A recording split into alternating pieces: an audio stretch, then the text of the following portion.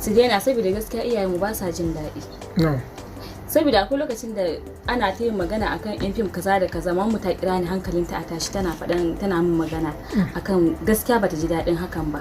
Hankalinta ya tashi sosai, dan Allah a rinka yi mana adalci. Saboda tana ganin ta baki dama kuma gashi kin faɗa wata harkar da an zo ana ta kalubale a cikinta.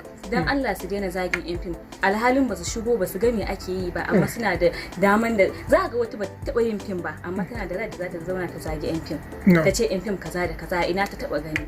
Ni dai dan Allah a daina, wallahi ba a wannan abu. Ni da tunda na shigo harkar fim ban taɓa ganin wai dan za a sa mace a fim a ce wai sai na yi wani abu da ke kamun in sake a fim ba. Wallahi ƙarya ne. Amma wanda suke faɗan ana karaita su me yasa da kin ku ba ka shigo? To ai ba za a yadda ba. Ba za a yadda ba, za a ce haka ne. An gwada an gani tunda suna kama suna? Kama suna. Ban gane wani irin kama suna. Suna ce wannan yayi abu da su, wannan yayi abu da su. To wannan ban sani ba tsakaninsu, amma ba mutumi dai a cikin ko jarumi ko su director za su jaka da karfi waje dole sai sun yi iskanci da kai. Ba a yin wannan. In dai ka yi iskanci sai kai ba da kanka. Ko ba haka ba, kuma ba inda ba a iskancin nan, ba harkan fim ba ma. Idan an kafa miki sharaɗi haka ce lalle sai an yi abu kaza sannan zaki fito a cikin fim din. Kar a sani. Na'am. Kar a sani. In dai sai an yi abu da ni kama a sani a fim ba, wallahi kar a sani. To me yasa tunda na fara harkan fim ake sani a fim, ba a taba yin abu da ni ba, sannan ko ba wanda ya taba ce sai na abu da kika mu in sake a fim. Wannan ba shi da alaka da kamar ke uban gida da kika samu? Yawwa, saboda shi ne. Ka gane? Keken batsari ne kenan. Ka san wasu matan batsari. A cikin samarinta wani zai iya mata kyautar 1000, wani zai iya mata kyautar 2000, wani 10,000 zai bata domin aurensa ba wani abu bane a cikinsa. A matsayin mu na maza kana ƙato ina ƙato da ni da kai, wacce kyauta ce za ta shiga tsakanin da ni da kai? Kana ƙato yana ƙato amma wacce kyauta ce za ta iya shiga tsakanin da ni da kai, tunda ba zan zo in karere maka murya in maka yanga ko in zo in maka kaza in maka fari in birge ka ba. Haka ba zai yi. As normal su kuma mata ka rabu da dan adam akan abin da yake so. Muna iya yin komai, za mu iya yin komai akan abubuwan da muke so. Ko ni yanzu idan na ga abin da nake so ya birge ni, zan iya masa kyautar da shi ma zai ji daɗi a ransa.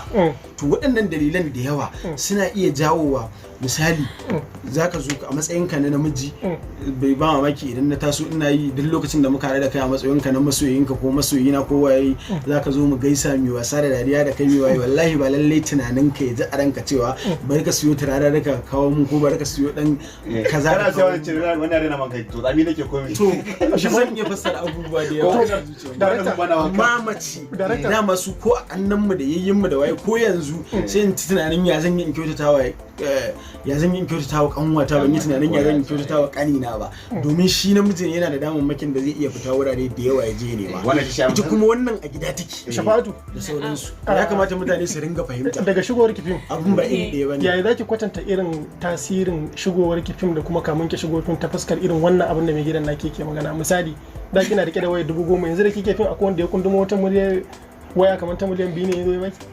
Mana na ga canji mana. Okay. Daga cikin dai akwai. Wallahi akwai canji. Kai yanzu dai wanda take nan kamar da take. Shi ke tunda akwai canji. Assalamu alaikum. Shin kana ɗaya daga cikin wanda suke samun matsaloli yayin da suke shawagi a yanar gizo yayin karatu, duba abubuwan nishaɗi ko kuma postin wasu abubuwa da suka shafi rayuwarsu a dare ko da rana? Ko kuwa kuna fuskantar matsala yayin biyan kuɗin wuta ko TV subscription ko saka kati a layukan wayoyinku ko kuwa abin da ya danganci jarabawar wayar da ne ku?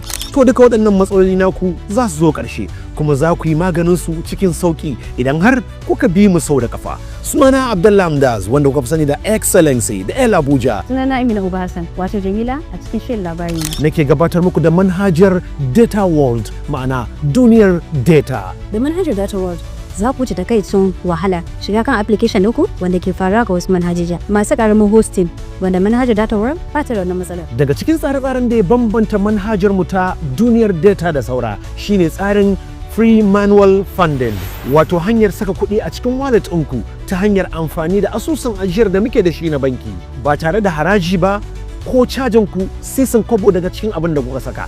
Kawai abin da kuka saka shine abin da za ku ɗauka. Muna da tsarin money refunding, wato mayar masu amfani da manhajar Data World kudin su insta tura fiye da abin da suka niyyar turawa, walau data ko katin waya a nan take. Hakanan a kamfanin mu na Data World muna da tsarin free consultation da muke bawa API users, ma'ana sabbin masu son shiga harkar kasuwancin data kyauta ba tare da biyan ko sisi ba. Bugu da ƙari, hatta waɗanda ke cikin harkar kasuwancin data da suke da application nasu za su iya connecting API nasu da kamfanin Data World domin samun rahusa. Duk dai a ƙoƙarinmu na a gudu tare a tsira tare. Muna da ƙwararru kuma jajirtattun ma'aikata da suke zaman jiran ko ta kwana don sauraron kokenku da wayoyinku kowace irin matsala a cikin kankanin lokaci ta hanyar WhatsApp da lambobin nan da kuke gani. Ku garzaya Play Store ko App Store domin sauke manhajar Data World don cin moriyar tsare-tsaren su da ya bambanta da na saura. Data World, magariyar tikewarku a duniyar data kenan.